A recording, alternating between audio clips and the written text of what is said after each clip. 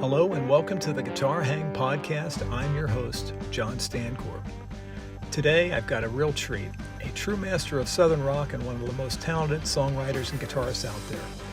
Charlie Starr, the driving force behind Blackberry Smoke, a band that's been keeping the spirit of Southern rock alive and thriving for years.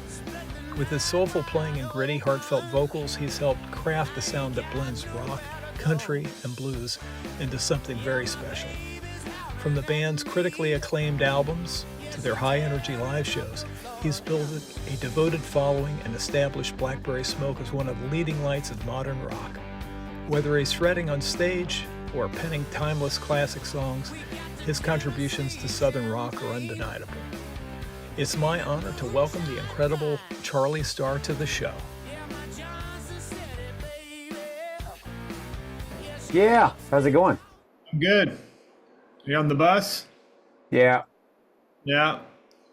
I think are you heading to Cincinnati on Friday? That's where I'm from. Is it I can't remember. I think I looked at some tour dates. No, Friday is Fort Wayne, and then Saturday is Coshocton. Yeah. Yes. Sweetwater. Yeah. Very cool. Well, it's an interesting time because we just lost John Mayall. Yeah. I had no idea that he was 90 years old.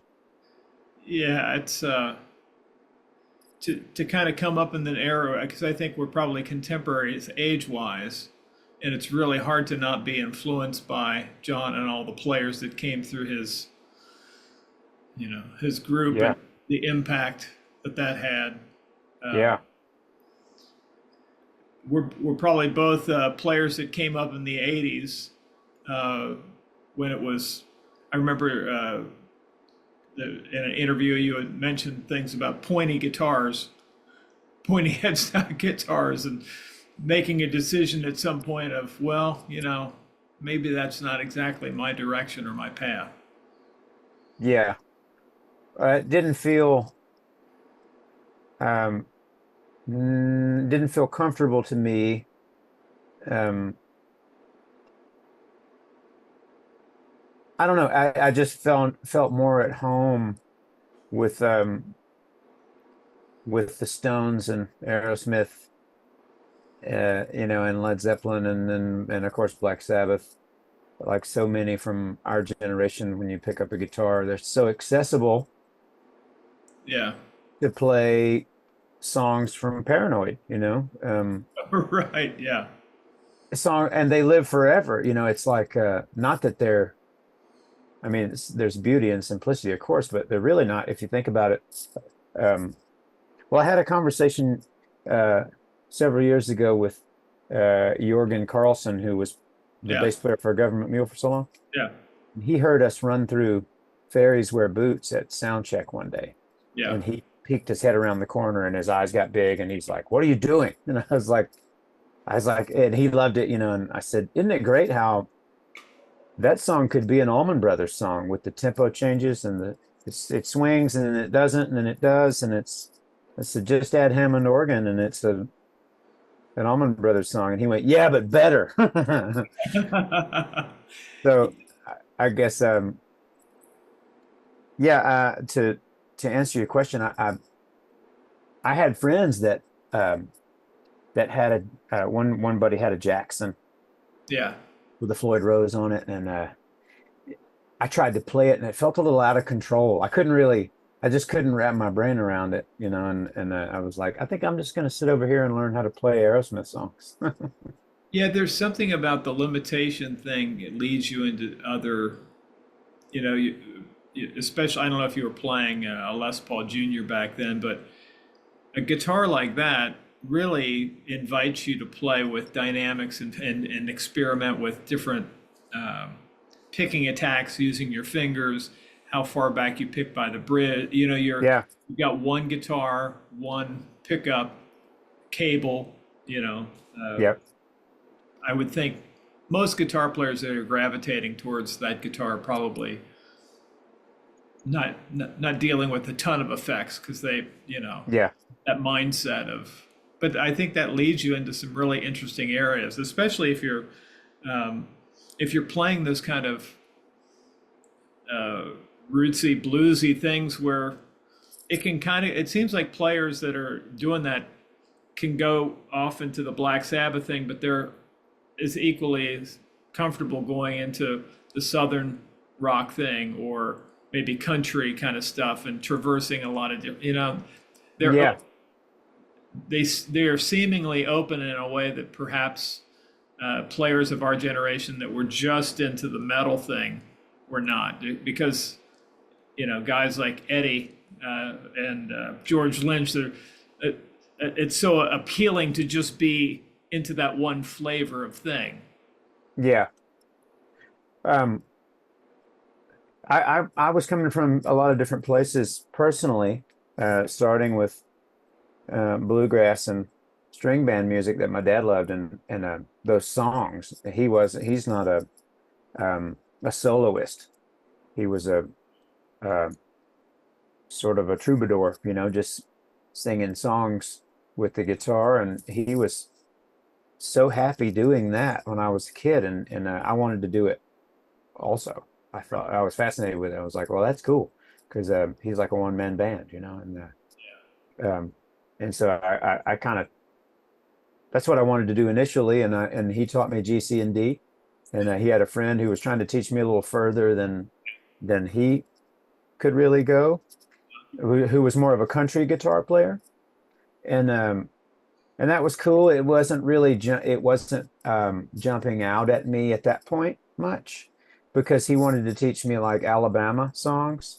Nothing against Alabama. You remember like the closer you get, the further up. That was like what, 1981, 82. Yeah. That was all. And I look back on it now finally, but I was like, I don't want to play that. I want to play War Pigs, you know. Right. Yeah. And my sister, she and her boyfriend were into Van Halen and Rat and Y&T and all this exciting, you know, and like AC/DC, Back in Black, and that was all really exciting. They also loved like Duran Duran and Huey Lewis and the News and all this other, you know, early 80s stuff too. And then I really opened my ears thanks to the Stones. My mom she had Hot Rocks, that like 120-minute cassette it was like a double album on one cassette, and it had all their hits up until like 1970.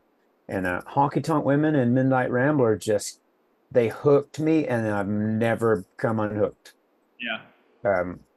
And I remember I told Rich Robinson years ago, it was like, man, I had fallen deeply under the spell of the Stones and of Keith Richards, and I actually saw.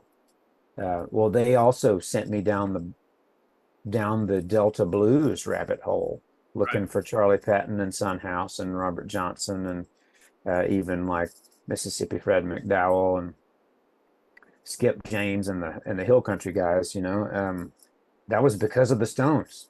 Right. And I said I actually learned about, you know, the open G tuning as far as Keith, you know, as what he was doing, and he learned that from Ry Cooder, you know, and I said, and all of a sudden I heard Jealous Again on the radio, and I was like, who is this? Oh my God. You know, I think I was in high school at that time, but that all coalesced, you know, as you in that same time frame. I heard live at the Fillmore East, the Allman Brothers, and of course Skynyrd was all over the radio when I was a kid, so that was ubiquitous, and it was always there, and it was so powerful as well. I always thought Skynyrd was kind of like the redneck Rolling Stones, you know. It was like, Give Me Three Steps could have been on Let It Bleed. So it was an interesting unfolding of all these different influences. Yeah. It seems like the through line for that was that with all the groups that you named, that was songs. And, Yes. And interplay. You know, the famous thing that Keith talks about, the weaving guitar thing. Yeah. Just countless hours, years, decades on the road playing and getting your sound and getting your thing, but also letting influences seep in, gospel, blues, and that kind of stuff, and soul, or not being afraid to usher in equal parts of Charlie Patton or Donny Hathaway, and Yeah, just see where it all would lead. exactly right.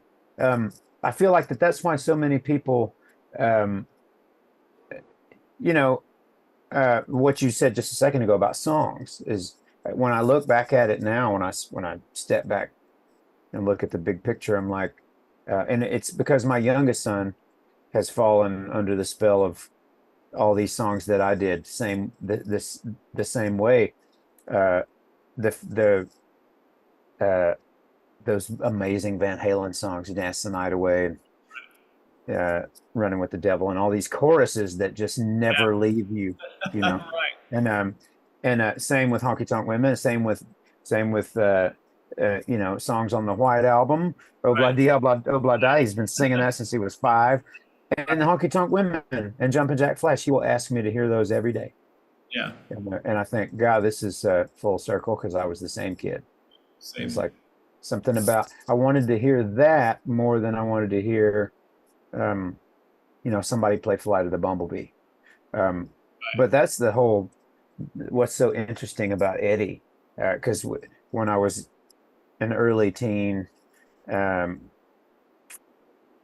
me and my buddies, you kind of had to pick. You were either an Eddie guy or a Randy guy. Oh Like yeah. you appreciated both, but you had to pick a side. It was kind of Beatles and Stone, Nike and Reebok, And I was an Eddie guy, and I know why, because he wrote. Not only could he do all that on the guitar, but he wrote songs. Yeah, and it was. That's a very perfect way to encapsulate it. Is like when I think many players they take sometimes the high points of certain players and then they exaggerate that, and it becomes almost not a parody, but it becomes so far removed from what Ed was as a musician. I mean, Yeah, he was interested in writing good songs, and as a result of playing with Alex for so long, came up with these amazing rhythm parts, yeah, groove and swung, and that made his soloing. The pocket in his soloing was just incredible. He had such a oh, great time feel, and I mhm. think if you're more focused on like the tapping section to Mean Street or Eruption or any of the soloing stuff, you may miss out on some of the richest, coolest parts of Ed's playing. Yeah, And if you focus on his rhythm playing, it will inform your own. Nobody's going to ever be exactly like Ed, but it will lead you down a lot more musical results, better yeah, songs, more cooler parts. Um, I was always blown away by his rhythm guitar playing and totally. a sense of time feel, especially when you go and listen to some of those isolated stems. Just go, this guy just swung so hard. Oh my God, I'm the one. I was Phil X and I were talking about it. I met him. We did a show with Bon Jovi in Stockholm uh, in 2019, right before COVID. And obviously, he's an amazing guitar player. And we talked about our love for Eddie, and it was right around the time when me and my buddies started to send around the YouTube videos of Ed's isolated guitar tracks. Yeah. When they started finding their way to people, and the I'm the One feels like, who can do that? Who can who can swing that hard with their right hand Right. on the guitar? It's insane. Yeah. I think that's what speaking of Phil, I think I've had a chance to meet him and talk to him about that. He loves taking the feeling of Ed and trying to get that into his playing, not verbatim licks, but Yeah, just trying to get certain feel things, and I think that's the most exciting thing is when a player will inform your playing in something that you can feel through songs or not verbatim licks or whatever, but yeah. It's a similar thing with Jimi Hendrix, like thinking about not just the like the musical landscape that he would create on his records with when he was toying with, you know, overdubbing and effects and all that. But literally listening to live performances where his command with his right hand rhythmically was just unlike anybody else. So he and Eddie really are special because of that, the two of them. They really stand alone. And it almost is like, wow, were they just so focused on the drums? Like, you said it about Eddie playing with Alex. It's like they're an extension of the drummer. It's insane. Yeah. And I think that's what happens when we get into music when we're young. We're drawn in for the things that maybe we can't articulate, but it's usually the groove and the pocket and the drums, whether you're, in my case, when I was a kid, I was hanging out the skating rink. So yeah, I was really into Pink Floyd and Rush and Van Halen and all those groups, but I was equally inspired by the Isley Brothers, Slave, Parliament, Funkadelic, and all that kind of stuff. I didn't know why, but it was usually what ended up being the groove, something about the groove, and every band had its own time feel or something. It made you feel a certain way. Yeah. So, you know, but I think we lose the plot sometimes as we're maturing or de-evolving as musicians. We kind of get stuck in this thing of not remembering what drew us to music to begin with. Yeah. Yeah, it can get lost. And I still to this day, I mean, there's so many things like the Stones' Dance Little Sister, where that song starts with Keith and Charlie, and the magic of those first 30 seconds. It's like I've been, you know, in this particular band for 23 years trying to do that. Yeah. Trying to simply to do that. Like, I think we fans would say that you're absolutely doing it. You're killing it. Yeah. When you see you guys play live, you have all those. That's what's so exciting. It's a completely unique band, but has that flavor that we all really dig. And well, thank you. so we can see the influences, but they're clearly your own thing, which is I think, and that's the biggest honor for somebody like Keith or Ronnie or any of those guys, to see bands like yourself that have the spirit of what you're doing, but you're completely your own thing, because your influences run the gamut between the Stones, and I'm sure there's other, and I'd be interested in hearing, you know, some influences that you might have that might at first glance might not be readily apparent, you know, things that the band brings to the writing table, you know, when you're coming up with tunes that. Yeah. Well, for me, it's there's a lot of gospel music because my mother's her mother, my grandmother, her brothers were in the Swanee River Boys. They were a really successful gospel quartet. They formed in the 40s, and they were active up through the early 70s. Yeah. You know, they retired, but so harmony has always been a big part of the way that I'm thinking musically. As far as even writing a chorus, I'll think sometimes even before I have the lyrics finished, I'll think, well, it's going to need a 3-part harmony right here. And that comes from that, and from bluegrass music as well, but also the Beach Boys. My mom was a big Beach Boys fan, and so, you know, on the heels of listening to the Stones, and she loved Bob Dylan too, she would put on Endless Summer, and that's a good 2 hours worth of genius right there, guaranteed. And so I'll get the same charge from I Get Around as I do from Jumpin' Jack Flash. You know, when I hear that start, I'm like, oh, it's just brilliant music. I was talking to a guy the other day. He's really good friends with Scott Ian from Anthrax. He was talking about Scott had a birthday party, and he said he had a big jam, and all of his friends were jamming, and I forget who. I think it was maybe Kerry King, uh, who requested an ABBA song because Oh he yeah. loves ABBA. And I was like, okay, well, that's because it's good. It's good music. You can't argue with good music regardless of genre. So I Yeah. would say if somebody stood there and told me they don't like the Beach Boys, I would say, what's wrong with your ears? Yeah. I think that's the thing that uh, again, I was born in 65. I guess you're probably born in what, 74 or something like that. 74. Hmm.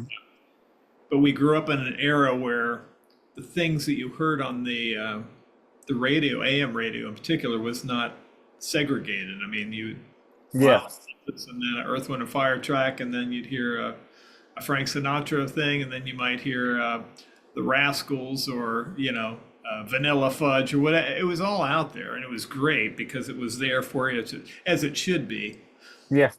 to enjoy. But yeah, I mean, I think my first, and I was talking to this about this with Andy Timmons because he's a huge Beach Boys fan, and we were both saying that my earliest recollection, I think, was probably "Warmth of the Sun" by the, Yeah.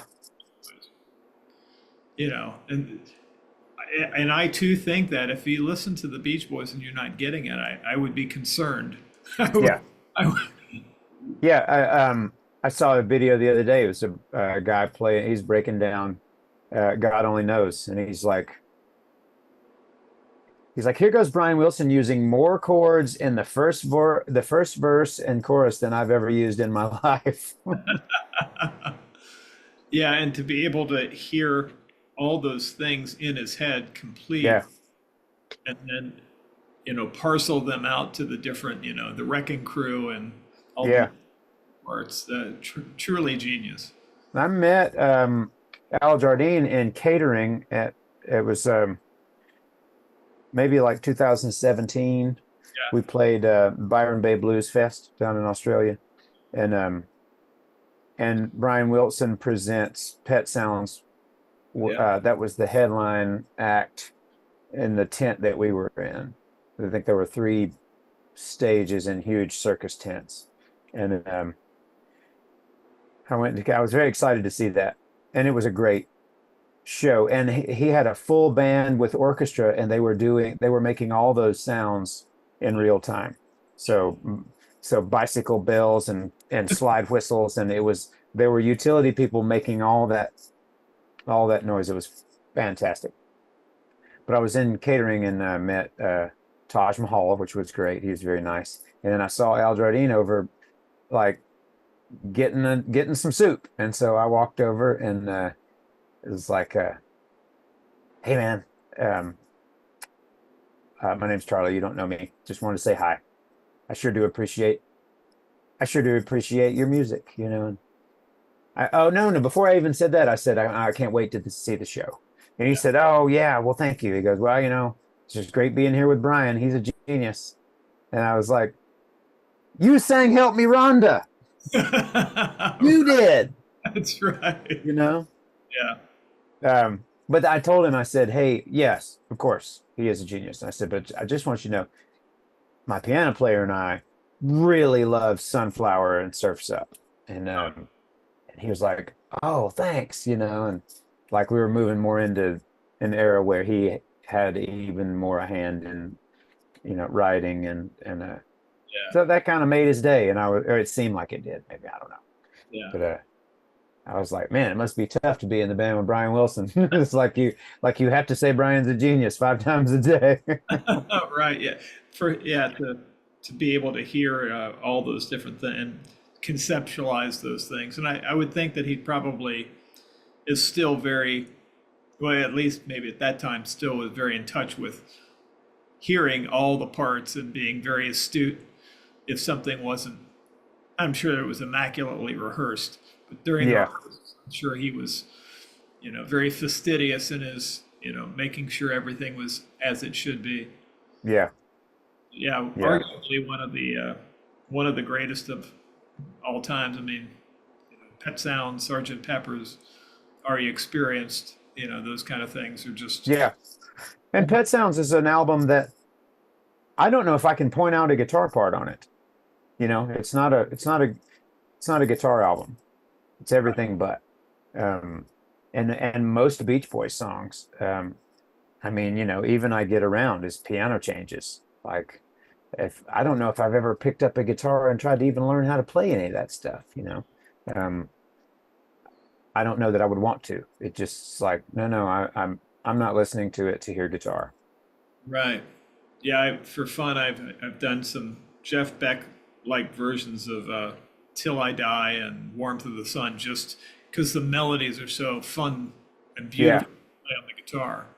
So it's yeah, that is a hand of God moments. The yeah. Beach Think about like this song, the Beatles song "Because," you Boys. know, that's windy, you know, like that's them taking that like that the melody of windy and utilizing it, you know, with the I'm like, oh, that's Brian. Yeah, He invented that. absolutely. We're singing was something that was probably part of the upbringing in church, but the being the lead singer of the band, was that something that you were very comfortable with in the beginning, or something that you grew into? Was it a role that you took on because of it was you were passionate to be the singer, or by default, or how did being the singer and I'm assuming principal songwriter evolve? Well, it wasn't, no, I didn't want to do it. When I was young, I was in cover bands, you know, uh, to begin with, and keeping a singer was so hard. Right. Um, and it started for me, it was I found a kindred spirit in a really great drummer who just passed not long ago. Yeah. His name was Bill Seals, and great friend, great drummer. But we were playing locally down in East Alabama, West Georgia, in bars, and I was only first time we ever played a show. I was only 15. Oh wow. Um, and so like I got my driver's license and then it was like, okay, now I can drive everywhere to these bars. But um we just had a hard time. We were playing the Stones and the Doors and ZZ Top and Hendrix and Aerosmith and all this stuff. And we had a gig at a bar. It was like a Thursday, Friday, Saturday night gig. And like the fourth singer that we had worked with quit. I Yeah. can't come. I'm going to lose my job, you know. And we were like, ah, damn it. So Bill said, you sing, because I had been singing harmony, you know. Yeah. And he's like, between the two of us, we can make it through this. And so I was terrified, but I thought, well, I'll sing Roadhouse Blues and Foxy Lady and Waiting for the Bus. Jesus Just Left Chicago. Hell, that's almost half an hour right there. You know, we can stretch those out with solos. Oh And yeah. so that's what we did. And I hated the sound of my own voice. Like, so I'd be like, I don't even need it in the wedges. I just so listen to the house, you know. And so that's how it started. And then I moved to Atlanta when I turned 21. Well, maybe 20 or 21, and started playing in original bands. And I didn't sing in any of them, just guitar player, harmony singer. And then it kind of happened again. It was like, I'm going to have to do this because all these singers are crazy. And then I started writing songs, and that just kind of solidified. That was sort of the stake in the ground. Like, okay, um, I'm writing these songs and I'm going to sing them. So there we have it. And you're in the writing process for you is are you somebody that just has it as part of your routine to sit down with an acoustic guitar and pad a page and just, or maybe your iPhone coming up with little ideas, and then over time, through a winnowing process, taking different pieces of things, or how do you like to accumulate your writing ideas? Well, that is a way, and that happens quite a bit. You must do the same thing to know that, because that's something that You know, it's very effective, especially these days with the phone, Yeah. um, being able to record your ideas um, at a moment's notice. But so that happens a lot. But then there are a lot that just you sit down and they fall out, Right. and it'll be like that's pretty much done, you know. Right. And most of the time they'll start with a guitar riff. Just and that I think that just comes from being a guitar player first and foremost. To be like, I'm interested in guitar riffs still, and if I play one and think, oh well, it's got to have words to go with it. So Yeah. what are they going to be? You know, Yeah. not always the case. I do have notes in the phone, and I write stuff down too in notebooks and have little. Yeah. There's something romantic to me about looking at written language. So I still like to write with a pen. Yeah. There's something, especially for me, transcribing stuff or write. I tend to remember things much better if it's in my handwriting. If I sit and I teach a lot of students. I've been teaching for quite a while, almost 40 years, and I try to get students to, even if it's the most basic way of notating things, try to write Yeah. it lyrically, or if it's an idea, you don't have to know tablet, just write something out. The process of writing out, there's a correlation, at least in my mind, about retaining it longer, and it's more meaningful if it's coming out through the written process. Yeah. It's interesting to Yeah. hear you kind of have that same philosophy. That makes sense. It's like saying someone's name 3 times when they introduce themselves to you, and Right. that way they say that you won't forget the name if you say it 3 times. Yeah. Yeah. Do you have songwriters that or particularly mentors or heroes of yours that you kind of maybe not or like them in the songs that you write, but just ones that motivated you to, because the songwriting thing is really such a unique skill and a gift, but it's a very painstaking thing for a lot of people. Yeah. And people are very fearful of it. Like, am I going to be any good? Am I just going to rewrite, some Yeah. tunes, Well, yes, I was playing guitar and with 3 different writers that I really respect.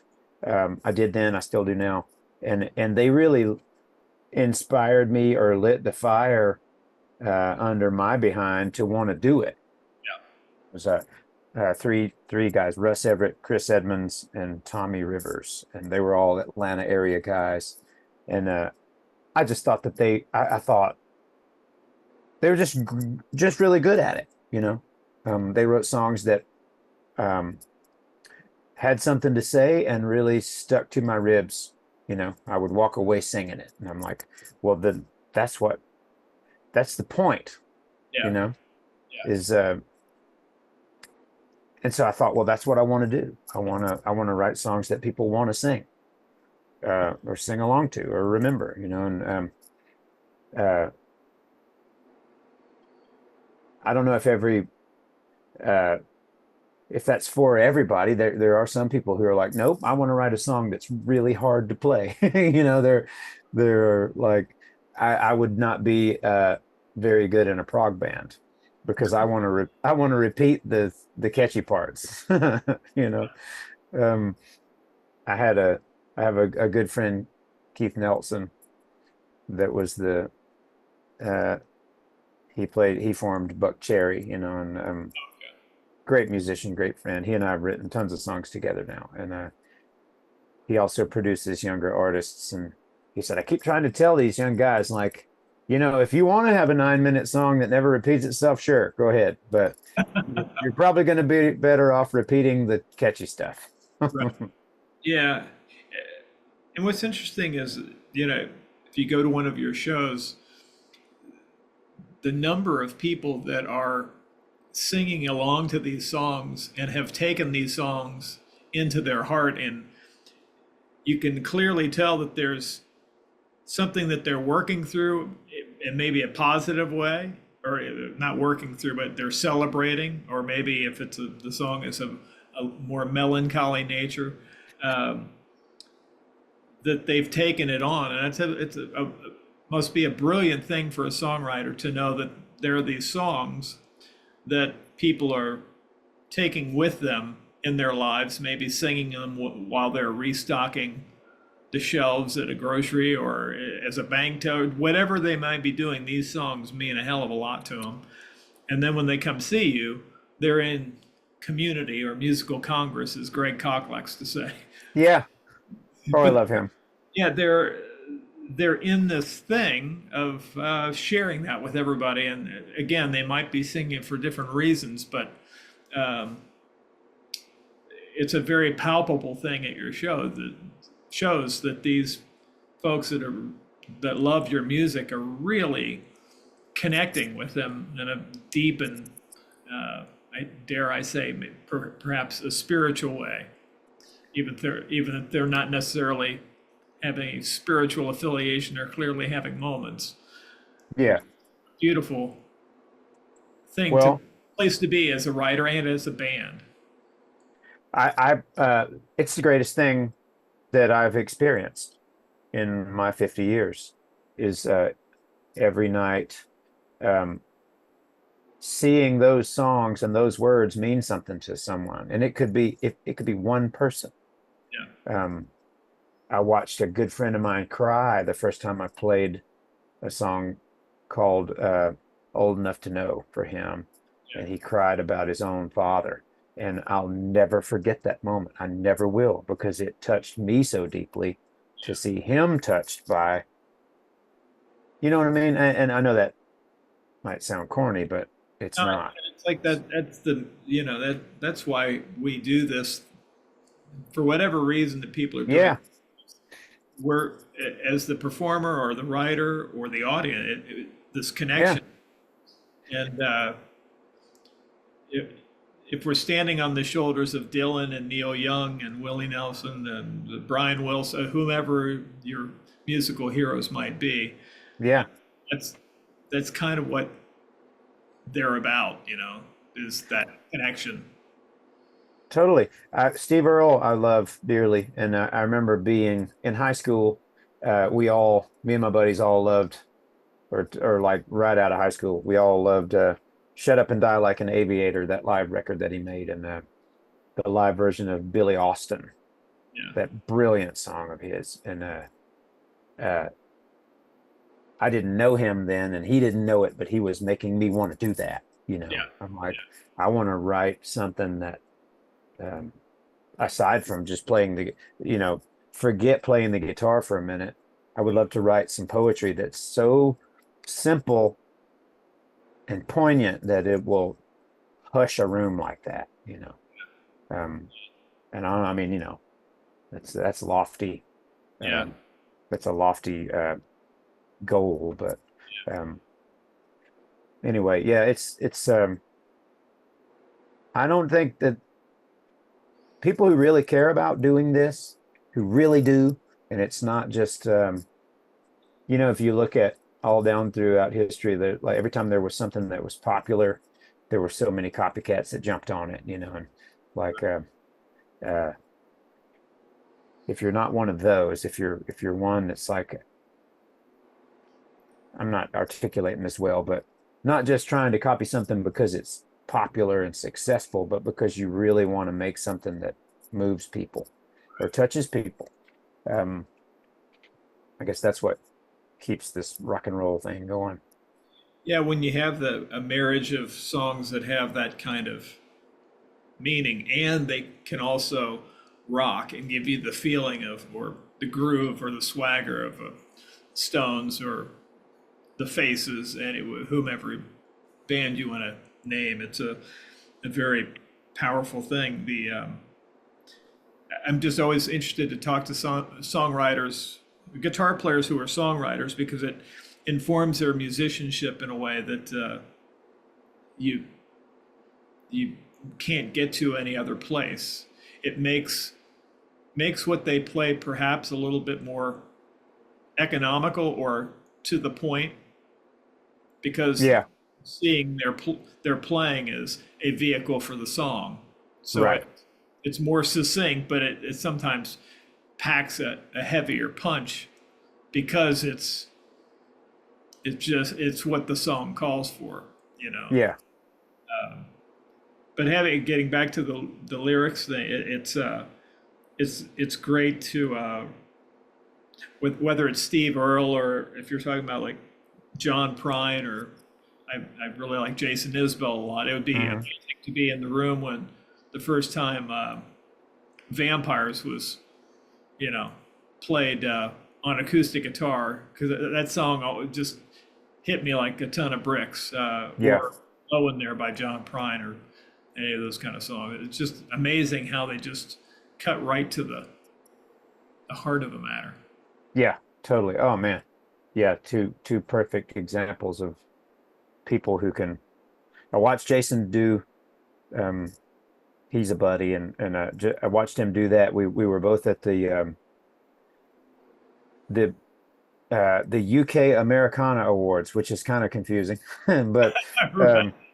but it was great. It was a great event, and there's if that's, you know, a genre of music, which is kind of crazy, but I think it's just a nicer way to say not pop country, you know. Yeah.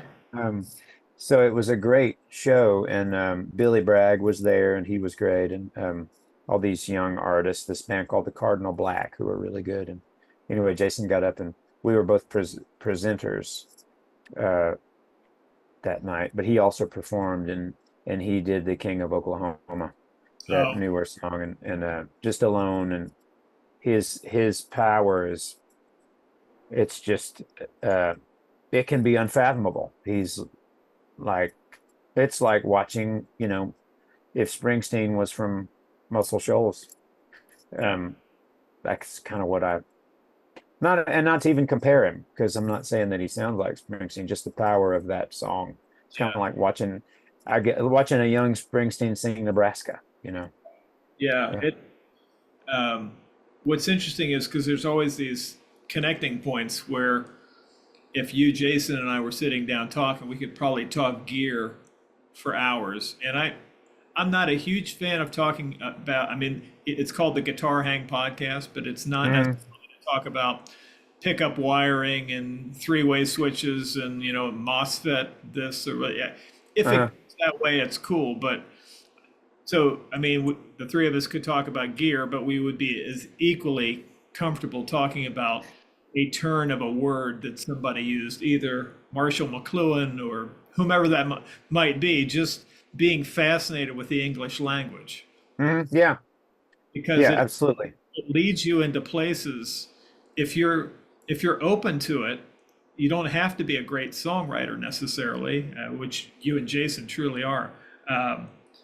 But just being able to get the depth of what these songs mean, because sometimes if you're not tuned in, a song will wash over you and you'll love the melody, which, Yeah. you know, a song like Vampires, I love the melody, but man, that song and the way certain ideas that he conveys, I would have never thought, and it made me a richer human being to take that imagery and the way he used those words. I mean, I was as thrilled about that as I would have been about a Steve Hackett guitar solo or Yeah. an Eddie rhythm guitar riff, because the lyrics just blow my mind. So I love the talking to songwriters that are also guitar players. That's yeah.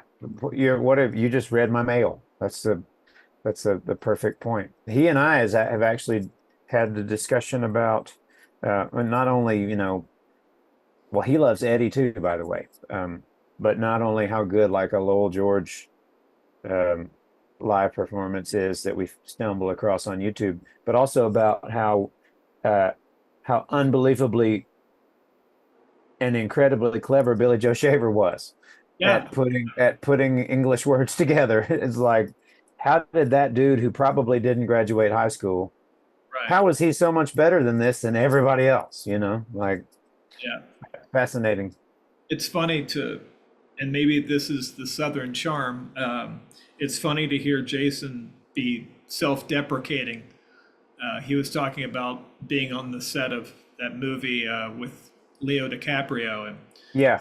he made a kind of a funny, disparaging comment about, him, whatever he said, but it's clearly a brilliant guy and clearly has a command of the English language in a way that, and maybe that's the charm is, he may not, on first blush, he may not, if you don't know his music, he may not track as well, as educated. He's a brilliant guy. So I just fascinating that it's always interesting to people who are searchers and they're looking for things, whether bringing things into their music besides listening to other guitar players or listening to other bands that are in the same genre, trying to go outside and bringing other influences in. So it's always cool when people are searching. Yeah. It never stops. Yeah. Yeah. And if you were to tell the 10-year-old, I'm not sure why my picture is freezing up here. If you were to tell the 10-year-old Charlie Starr, hey, in 34 years from now, you're going to have, or however many years, 40 years from now, you're going to have a signature guitar and a Gibson signature. I mean, that is a dream that very few people have seen come to fruition. So that must have been an exciting moment for you. Absolutely. It is not lost on me. It's very emotional. The day that it came out, I was just like, dude. And I think I even said the same thing you just said to my wife. I was like, I can remember, for me, it was Slash really who, when Appetite for Destruction came out and he made the Les Paul, he made everybody want one again. Yeah. Because there was, I guess, probably you could say a dry spell for a while there where people were just heading the other direction and going for the guitars with Floyd Roses on them and single-handedly with Welcome to the Jungle, with that video and that solo that you can sing. Yeah. I remember my mom walking into the room. We had MTV and I don't know if you remember, there was a campaign to get that video played during the day. Because for whatever reason, in the beginning, MTV thought that it was a little too controversial to play unless it was late at night, like the first couple of months. I signed a petition. It was at Record Bar that said, like, get Welcome to the Jungle on, in all hours. And I remember my mom hearing that solo. She came in like to my bedroom and TV was on, that song was on, and she was like, ooh, I like that. Oh yeah. I like, that's my kind of music. And I was like, see there, but anyway, so I told my wife, I was like, 14-year-old me is freaking out that there's a Gibson guitar with my name on it. I mean, it's as good as it gets. I love it. It's a nice, and maybe she would be of this mindset too, that it's a nice affirmation, not that you were looking for it, that the 10-year-old took the most direct path that his heart would allow. And that set you off in a course. And because you're true to where you didn't find yourself meandering like a lot of us do, trying different things. You stayed the course through the ups and downs that are in every musician's path if you're going to try to make a career out of this. But you forged your own thing clearly because we all have influences. But you did something that few people did, just because you did the only thing that Charlie Starr could do, was just keep following the muse, chasing that thing, doing that thing over repetition. It's beyond the 10,000 hours thing. It's, at this point, hundreds of thousands of hours. But yeah. It's a testament to just staying the course and, and I think when I see that guitar, and I've known about the band for quite a while. That's a guitar that comes to mind. You and Leslie West. When I think of that guitar, that's who I think of. Well, I'm honored to be mentioned in the same breath. Because I mean, literally, it was Leslie and Rick Richards who drew me to that, and even Johnny Thunders to that single pickup thing. But I mean, it just my mind is blown, still that guitar exists. Yeah, yeah. It's a great achievement. And are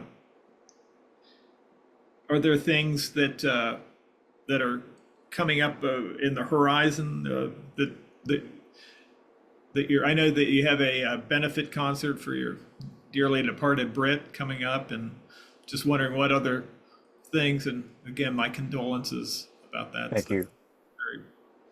That's a tough one. Yeah. Yeah. Well, thank you. That's still a very surreal idea, it's all so fragile. These lives that we live and lead, just the here today, gone tomorrow thing is just so real. I was just thinking about it the other day. So like Britt and then my buddy Bill, my two favorite drummers in the world, both died in the course of a year. And it's like, and we're all getting to that age, where things are, it just seems like it's a little more commonplace with people with illnesses and things. And,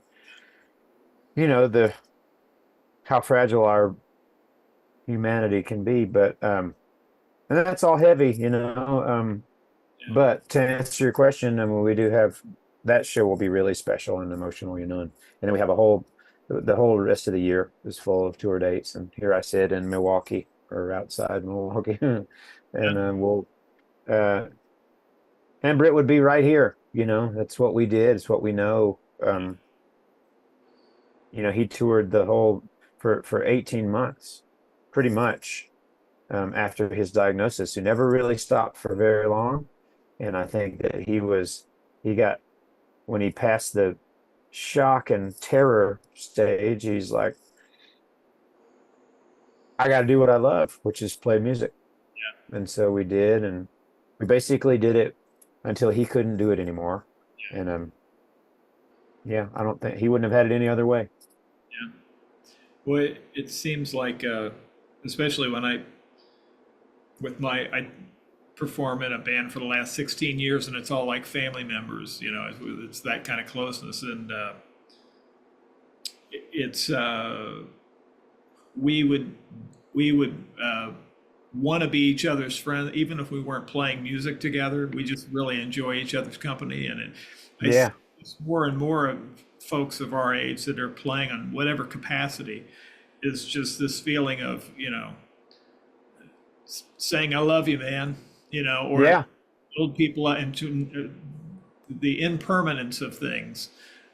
It's neat to see when people are reuniting, even if it's just being like, if Greg Cox showed up tonight at your gig, just to be able to catch up with him, or it's super important to, tell people, how you feel about them, and try to every opportunity that you can, which is a challenge, I would think, for anybody that's doing the life on the road. That's a challenge in and of itself, but it just, those moments when you do get to see each other is much more sweeter. And hopefully that's the takeaway for this, is that each gig can be as sweet as possible, knowing that, for many of us, there's less runway ahead of us than there is behind us. Yeah.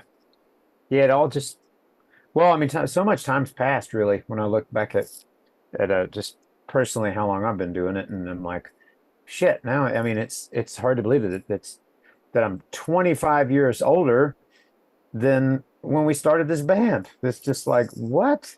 Where did a quarter of a century go? Yeah. So yeah, you're exactly right. And now, we're all just I love you, man, ourselves to literally to death now because it's all just proven to be. We just have lost so many friends, and then I think about I'm like, well, we're not unique. Look at Skinner and the Allman Brothers Band and and the Stones and these bands that have lost Yeah. members at this amazing clip, and yet they still are like, well, we still got to go out and play this music. It's our gig. It's what we do. Yeah, the Stones lost Brian Jones really young. I Yeah, mean, it's tough. It's a, yeah, the show must go on proverbially. right. Yeah, But that man, I am just thrilled to uh, enjoy the last hour chatting with you. Thank you so much. yeah. I'm out of Thank here. you. We didn't talk about guitars very much, but that's okay. Yeah, it's kind of a jumping off point. I like it to go. I think I would quickly see the enjoyment fade from your face if I was saying, so Charlie, what gauge strings are there? What kind of Yeah, is that? Is it a compound radius or? yeah. I mean, while all that stuff has its place, I mean, it's a little bit of that goes a long way. I like That's right. people being able to tune into this and have a wide variety of guests talking about things that are very human. So if you're not a guitar player, you Yeah. get as much out of it as if you were. And to answer your question, 10 to 46. And 46, there you go. Yeah. One thing I ask all the folks that are on, I do these little bumpers. If you could just say a little video thing where you say, "Hey, this is Charlie Starr with Blackberry Smoke, and you're listening to the Guitar Hang podcast with John Stancorp." I know, so Hey, this is Charlie Starr from Blackberry Smoke, and you are watching and listening to the Guitar Hang podcast with John Stancorp. and you nailed it. You're one of the out of 40 or 50 folks. I think you're one of the few that nailed it first time. So. Well, thank you very much.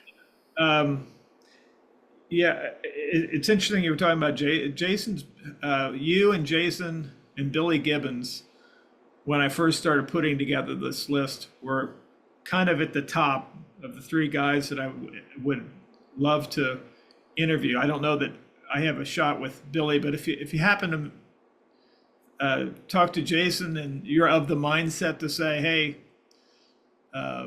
it was an enjoyable 60 minutes and he didn't bore me to death with guitar minutia. I don't have any way of getting a hold of Jay, but it would be a thrill to I'm sure we would end up singing your praises. I would definitely pass that along. And also, I was just thinking the other day, because you always get asked who is your favorite guitar player. And I don't know why I have been avoiding this answer for years, but Billy Gibbons, I think, is my favorite guitar player. Yeah. Like 100%, like across the board. I think that I think I put him. I mean, have you ever heard Billy play a single thing you don't like? I haven't. Me and my buddy put on like Afterburner the other day, and I was like, "Fuck, listen to Billy. He's amazing." The thing that is so fascinating about him is that most of what I'm about to say is based on other people's secondhand accounts of him, is that in many ways he's kind of like a Bill Murray character. He just kind of turns up places, and he's a seeker, and he likes to read and he likes to experience things, and he's just 100% authentic and very, very comfortable in his own skin, as all those things would be applicable to yourself as well. But I think that permeates when you, and I've had this conversation on this podcast that sometimes the person is the music, and this guitar is just a way for it. But I think George Harrison said this about Ravi Shankar, is that when Ravi walked into the room, he was music. There was something about him. And that's Billy. Yeah. There's something so pure and authentic about him that I don't think that he thinks much about what he's done it so long, and maybe you can say that you find for yourself that when you're at your best, you're not thinking about it. It's just flowing out, and it's the band lifting you up and all that sort of thing. So, yeah. I think it's just the authenticity, like you're saying, and that's what really resonates with so many folks. I had a lot of people tell me about your band before I ever got a chance to check it out, especially a buddy of mine, Rick, who's probably seen you 100 times.